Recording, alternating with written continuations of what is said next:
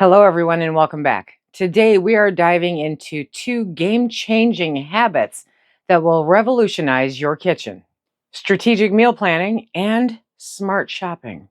Forget wasted foods, forget impulse buys. We're going to learn how to save time, save money, and a lot of stress by making the most of what we already have. Hello, everyone, and welcome to SuttonsDaze. If you're new here, my name is Lisa. We are all about pantry preparedness. First up, let's talk about strategic meal planning. Now, you might think meal planning means starting with a blank slate, but I'm here to tell you that's backwards. The most strategic way to meal plan is to start with what you already have. This is all about how to meal plan around existing pantry items first. Saving money. Big time. This is how you save money big time. Every item that you use from your pantry is an item that you don't have to go buy. It's the ultimate way of reducing food waste and cutting your grocery bill. I mean, we've all been there, right? You buy something for a recipe only to have it end up at the back of the cabinet way past its expiration date. Planning around what you already have ensures that those ingredients get used and not wasted. Thinking about what you already have can inspire creativity for creating things that you might not have ever thought about doing, new ways to use the things that you have, or to make a meal a little bit different. Creativity in the kitchen. And probably, admittedly, one of my favorite aspects is that meal planning completely annihilates that question: what do you want for dinner at 5 p.m.? Now we're going to talk about how to do it, because it's not as hard as you think it might be. It's actually pretty simple. Whatever day you reset your week on, okay, for me, that's Sunday. So on Sunday, I take 10 or 15 minutes and I go through and I audit everything in the refrigerator. I get rid of anything that may have died. Doesn't happen very often. I look at what needs to be used first as far as fresh produce, fruits, vegetables, dairy, that kind of thing, and make a list of them. Theoretically, you could do it in your head, but you're always better off writing it down. Next, I look in the freezer. So depending on what system you have, the items that are in our refrigerator freezer, right, that unit freezer, those are typically the things that I want to use sooner than later. However, if that's not your system, then you should have a freezer inventory, hopefully by now. So you can look through your freezer inventory too. So first is the refrigerator. Find those things that need to be used quickly, within the next few days. Then you're going to go to your freezer, and based off what you found in your refrigerator, you're going to decide what you want to pull out of your freezer for the upcoming week, because you need to rotate that too. Next, you're going to look at your canned goods, okay? Because those need to be rotated just as equally as everything else does. What cans are on your shelf waiting to be transformed into something amazing? Now, if applicable, look at your grains, your pastas. How can you incorporate those into the meals based off of the items that you've identified moving this far? And then there's the dairy and the eggs, right? So same thing, you want to base those on expiration and incorporate those into the meal also. So here's a tip for you. It helps me, and I'm not a beginner. So if you are a beginner or inexperienced, this might help you do it. As you're finding these items, identifying these items, pull them out and put them on your counter into groups. You can start grouping together the different meals that you're going to make from the items that you're finding need to be used first. So you have gone through your pantry, your freezer, your refrigerator, right? You've identified those things that you need to use first. Now it is time to brainstorm. Yes, I love brainstorming. Brainstorming with your inventory in mind, okay? Start thinking about meals that you can make using those core ingredients. So if I know that I have, say, a bell pepper in the refrigerator, and I have some cheese that I need to use, and maybe an egg, and then, oh, I've got some ground beef in the freezer that I really should use. And hey, I have some diced tomatoes here in the pantry that, need to be rotated through. What can I do to create a meal with those? Throw them in the comment section down below. Also consider your frozen broccolis or your frozen cauliflower, any of your frozen vegetables and fruits, because they're in the freezer, so it does extend the life, but it does not make it indefinite, okay? Because those bags are not meant for long-term storage, and so they can get lots of ice crystals and stuff in there. figure out a way to rotate through them. Now we're going to fill in the gaps. How do we do that? Okay, so you have theoretically gone through, checked everything. Okay, you have done your brainstorming ideas of, hey, I could do this, or hey, I could do that. Or you plug them into something on the computer and go, what can I make with these, right? And it gives you some ideas. But, well, you might be missing a thing or two. So once you've brainstormed, say 3 or 4 of the meals, okay, around your existing inventory, then you can think about the small additions you might need to make those meals complete. That's not the time to say, I need diced tomatoes for this recipe, so I'm gonna go buy a case. No, a can will work, okay? Buy a case if it's on sale and you're stocking up, but buy a can if you're just supplementing and it's full price. These are minimal additions, you know, a spice or something small to add to it. You don't want the main ingredient. You don't want to have to go out and buy the ground beef. Do you know what I mean? You want that little something, or maybe you don't. Maybe you can find a new way to perk it up without going to the store. So you've done all of these steps, right? And now you're going to do some meal planning. I hate meal planning, Lisa. I know. Okay, but you're going to save money, I promise. And you will not have that conversation. It's fantastic. So do paper or a whiteboard or, you know, whatever makes your heart pitter pat, but figure out a way to identify, say, Monday, Tuesday, Wednesday, Thursday, Friday, Saturday. Okay, so do 6 days. 7th day can be leftovers. And do meal idea 1 using the canned tomatoes and the ground beef and the bell pepper that's getting ready to kick the bucket and, you know, the cheese or whatever else. Poof, we're going to have stuffed peppers on Monday. Okay. And then you do Tuesday and you figure that next thing. Now I'm talking about dinner specifically right now, but you know, and you go through with the ingredients that you find and you plug them into the day. Obviously, the stuff that's looking at going bad the fastest, your freshest stuff, should be used earliest in the plan and just incorporate it in. Make it happen.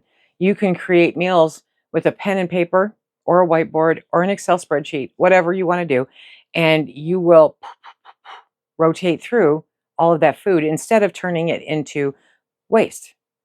And you can make one of those days. Say you have a really crazy busy day in the middle of the week, call it leftover day and just pull the leftovers that are in the fridge out and eat them on that day. Oh, it's one more day you don't have to cook, right? So, option number 2 is a categorized list for breakfast, lunch, dinner, and snack ideas. So it depends on how much, you know, you are home or how you eat, you know, that kind of thing. So when I worked outside of the house, I would automatically assume that dinner the previous night was going to be lunch the next day. That was a way nothing got wasted. And I saved a ton of money because if you work outside the house and you go out for lunch, you know how much it costs, right? Don't do that. What a waste. So instead, use the leftovers from the night before for your lunch the next day. Or you can meal plan your breakfasts and set them all up ahead of time. It's super simple. It's super simple. So breakfast, lunch, dinner, and snacks. Don't forget about your snacks. I have found over time that the snacks help if you plan those too. So whether it's your protein pudding or your yogurt or an apple with some peanut butter, whatever the case may be, you can look through what you have and decide, okay, this is what I'm going to use for a snack this week. Now that we have got our strategic meal plan, it's time for the second pillar, yes, of smart shopping list. Now it's time to create that smart shopping list. It's all about how to build a grocery list based on your inventory and your meal plan, focusing only on the necessary gaps. No more wandering the aisles aimlessly or buying things you already have. So when you use your existing pantry, refrigerator, freezer, dry storage, right? When you use your existing pantry to create your meal plan, seeing what little items, the 1 or 2 little items that you might need, uh, helps you figure out what your grocery list is because that is literally all that you're going to go in for. That's all that you're going to buy. And to make it easier on yourself, you might be able to do grocery pickup with it, right? But that's like, I think, a $35 minimum or so. But otherwise, just run in, run out. Do not surf the aisles.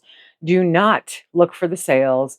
Just go in and get what you're missing from your list for your meal plan.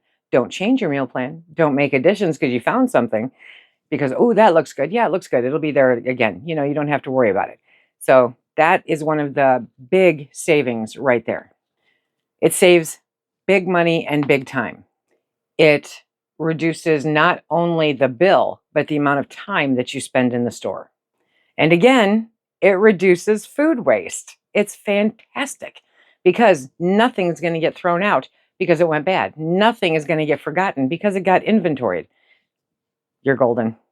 And as an added bonus, it cuts down on the clutter in your kitchen because it's a real thing and it's kind of like rabbits. It just grows exponentially overnight while you're sleeping. Okay, now it is time, my friends, to review your meal plan. This is super simple. Look at your completed meal plan for the week. For each meal, identify only the ingredients that you do not have in your refrigerator, in your freezer, or in your pantry. Do not have at all. So say you want to make some chili and you like sour cream on your chili, but that's the one thing that's missing. You have everything else.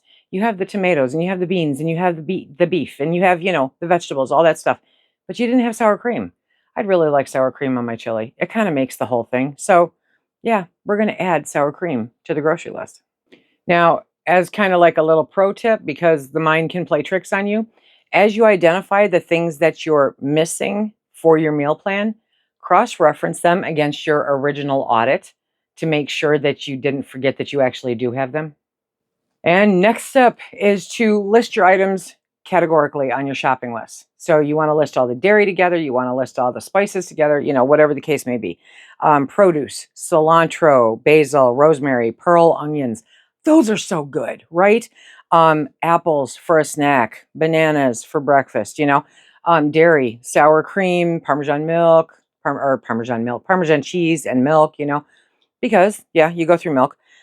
From your pantry, though, hey, I have the tomato-based product. I have the ground beef. I have the vegetables that I put into, my chili. Hey, great. And frozen. Oh, I didn't need anything from the freezer other than the ground beef. Whoa, here we go. Don't forget about your seasonal produce and your sales, because produce picked in its prime season has the most flavor, has the best texture, is all around the cream of the crop as far as your produce goes. So produce picked in season is at its peak flavor and nutritional value. You want to remember that. It's also cheaper. Bonus. And as often as you can, if it's applicable, support local, right? Look at your local farms, look at your farmers market, look at any local CSAs, that kind of thing. And that will help supplement what's going on also. How do I incorporate all this without it taking 6 hours of my Sunday? Super simple, okay? Number one, check your weekly ads. Know what's on sale. Know what's coming up on sale if that's not the day that you do your reset for the week. Before you finalize your list, quickly browse your local ads for what's on sale. See what produce is on sale or what seasonal items are being highlighted, because that is probably my one caveat, is that if it's a seasonal item that has gone on sale for a good price, then I might switch things up a little bit. And you have to be flexible. None of this is written in blood. It is not a contract, okay? It is a goal to make sure that you are using everything in your pantry.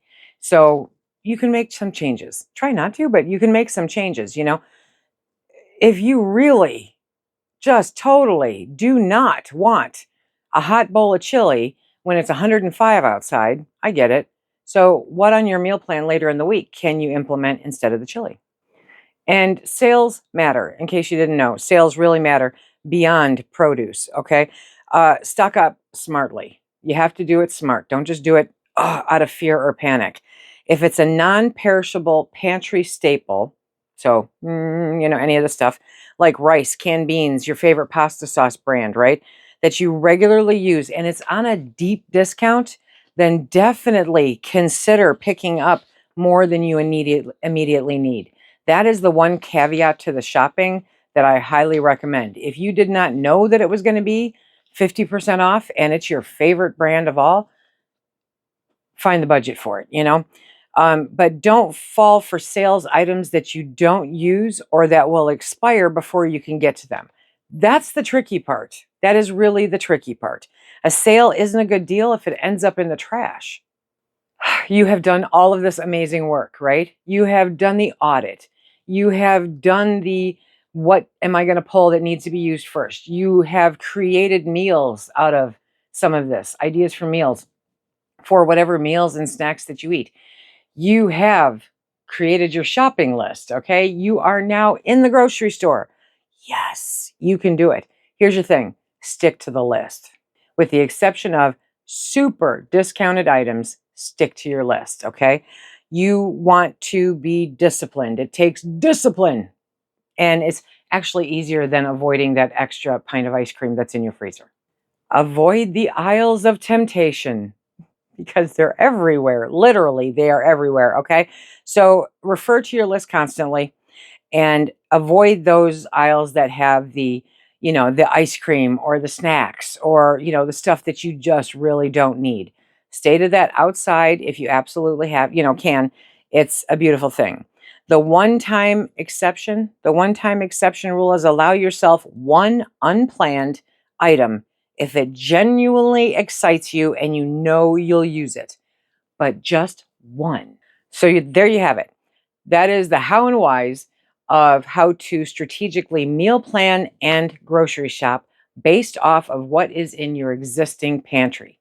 By starting with your pantry, based off of existing ingredients, meals that you know that you like, food that you know that you like, right?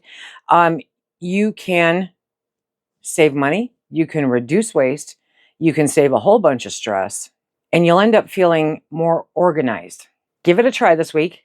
Let me know how it goes. Don't forget to use the hashtag BEATINFLATIONPANTRYCHALLENge so that we can find it super easy. I would love to see some of your creative meal plans. How do you meal plan? To check out the entire playlist that we have up so far of the Beat Inflation Pantry Challenge, check out this playlist right here. Until next time, everybody, be safe. Stack it to the rafters, my friends.